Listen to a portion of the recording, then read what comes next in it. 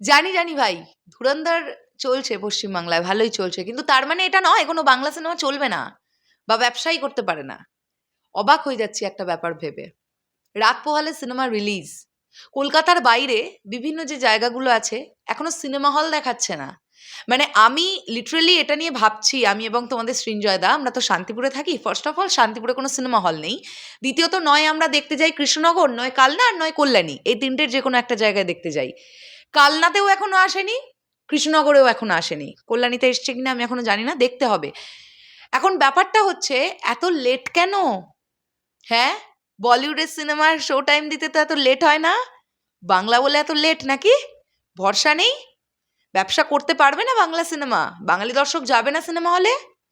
প্রজাপতি টু কিন্তু দেখিয়ে দেবে বাংলা সিনেমা কতটা ব্যবসা করতে পারে। সো রিকোয়েস্ট করব যে যারা এখনো এই কলকাতার বাইরে সিনেমা হলগুলোকে এখনো শো করছে না বুক মাই শো, প্লিজ একটু তাড়াতাড়ি শো টাইমিংগুলো দিন, কারণ লোকজন ডিসিশন নিয়ে টিকিট কাটবে, তাদেরকে একটু সময় দিন। ওকে? আর না হলে এর পরের ভিডিওতে নাম করে করে ইন্ডিকেট করে করে বলবো অমুক জায়গায় আসেনি, অমুক জায়গা দেয়নি, অমুক জায়গা দেয়নি। বিশ্রী ব্যাপার।